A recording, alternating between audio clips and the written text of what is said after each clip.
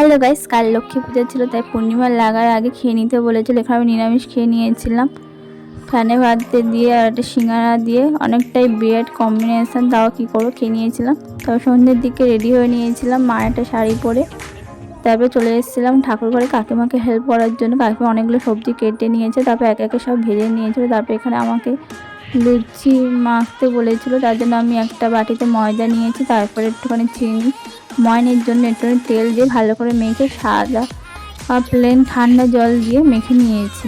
তারপর একে একে সব ফলগুলো কেটে নিয়েছি আমি। তারপর সিন্নি করার জন্য কলা, চিনি, মিষ্টি, নারকেল দিয়ে ভালো করে চটকে নিয়েছিলাম।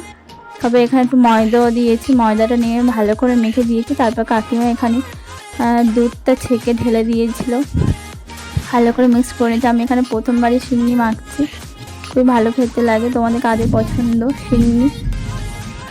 তারপর কাকিমা এখানে সুজিও বানিয়ে নিয়েছিল, ঠাকুরের ভোগও বানিয়ে নেওয়ার পর আমি এখানে লক্ষ্মী ঠাকুরের পা এঁকে নিচ্ছিলাম। চালের গুঁড়ো জল দিয়ে গুলে আমি লক্ষ্মী ঠাকুরের পা এঁকে নিয়েছিলাম একে একে পরপর। কেমন লাগছে বলো? তারপরে দিদির সাথে নারকেলগুলো তৈরি করে নিয়েছিলাম। তারপরে ঠাকুরকে ভোগ খেতে দিয়ে দিলাম। লক্ষ্মী পূজাতে কারা রাতে জেগে থাকো কমেন্ট করে জানাবে। তারপরে ফোনে পাঁচালি শুনছিলাম আমরা। লক্ষ্মী পূজাতে কাদের বাড়িতে কী কী হয়েছে কমেন্ট করে জানাবে সবাই।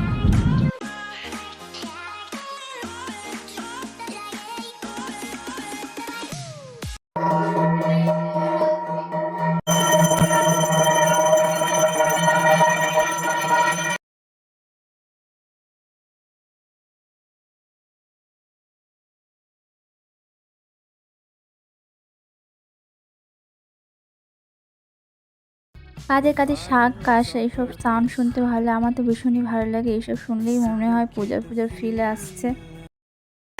পূজা হয়ে গেলে এখানে আমি প্রসাদ খেয়ে নিয়েছিলাম, লুচি, আলু ভাজা এইসব দিয়ে। তাতে আবার লুচি হয়েছিল, মাকে হেল্প করে দিয়েছিলাম লুচি ভাজার জন্য। তার লুচি আলুর দম আর ঘুগনি হয়েছিল, এটাই দিয়ে খেয়ে নিয়েছিলাম রাতে। সবগুলো লুচি ফুলেছিল, তার সাথে আবার মিষ্টি খাওয়ার জন্য একটুখানি সুজিও করা হয়েছিল। Everything's peachy, split personality, sometimes sour, sometimes sweet, and M. Night Shyamalan